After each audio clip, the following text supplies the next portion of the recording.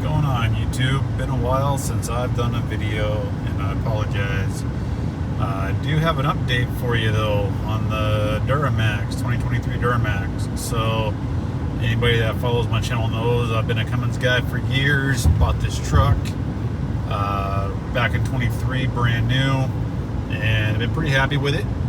But I want to address the, make sure this guy gets out. I want to address the valve body and the 10L1000 transmission, which this truck currently holds. That's a GM transmission, Allison approved, quote unquote approved. So anybody that is a truck guy that's been following this stuff knows that these transmission valve bodies are having issues. Lots of issues. In fact, per my dealer, 10,000 of these things are on back order still, and customers have their trucks in shops completely undrivable. So this truck has done a few little hiccups here and there, not pulling a trailer, so unloaded, casual driving, mainly on de-acceleration, coasting, and then slight re-application of the throttle. So that's the opposite of what a lot of the complaints are on the valve bodies going out, which is usually in tow haul mode while towing a trailer, and transmission goes boom, codes get thrown, truck goes into limp mode, to the dealership you go, and you get put on a list, right? If your truck's under warranty for a replacement valve body. Trucks can sit for weeks, months, or even longer. So I did a lot of research on this, and people could comment, they agree or disagree, but I like being proactive. I want to be able to get in front of the problem before it actually happens and I'm left stranded, have to pay for a tow, etc. All the stuff online was leading me to a company called NextGen Drivetrain, and it's a veteran-owned and operated company. Their customer service has been great. Called and talked to them. You guys can do your research on it, but long story short, they put a lot of time and effort into the actual problem and started building valve bodies, complete valve bodies, for this truck and others to mitigate the issue. Because the word is, and I actually personally know people now that have went through this, if you have the issue and GM replaces your valve body under warranty, they're putting the same problematic part back in your truck. And I have now known two people that have had multiple valve bodies put in their trucks. So the latest is the dealership is trying to push 2025s to say that's your cure-all, end-all, be-all, right? And they want to sell you another new truck and then put the used one on the lot, get their money again. I didn't really want to do that. I have no interest in driving a 2025. I mean, they're nice trucks, don't get me wrong, but they're not cheap, and I don't want to make another truck purchase. Does not make a lot of sense to me.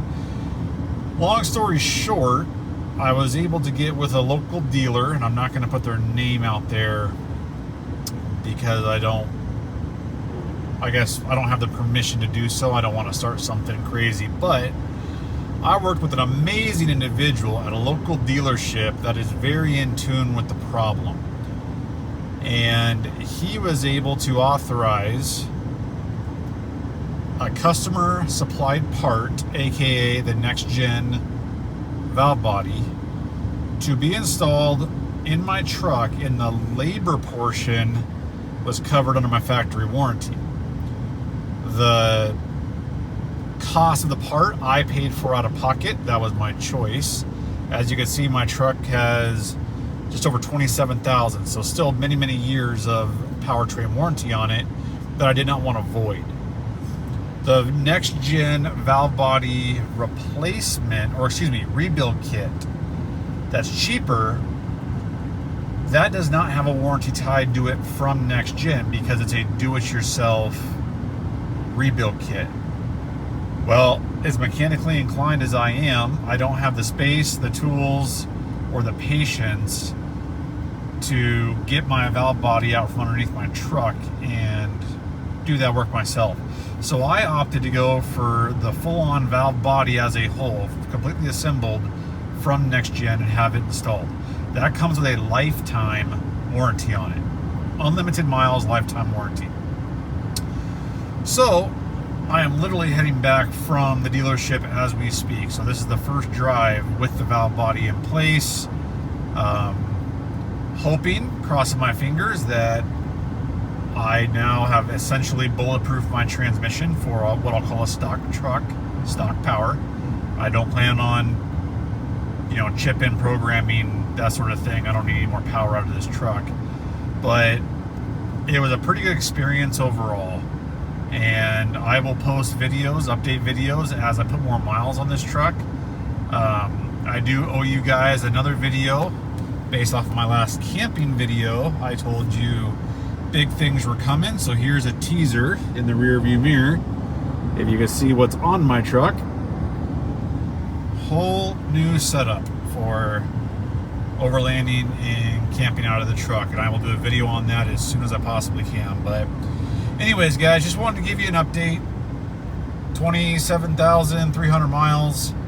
I have an aftermarket NextGen valve body installed with the goal to alleviate any future valve body issues that GM and Ford both tend to have, because they're the exact same transmission, exact same 10-speed, different part numbers for the different manufacturers, but essentially they're the same transmission. So we shall see.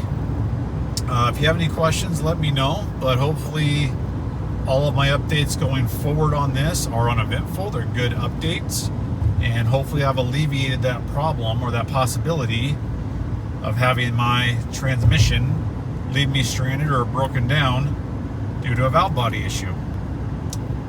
All right, talk to you guys later.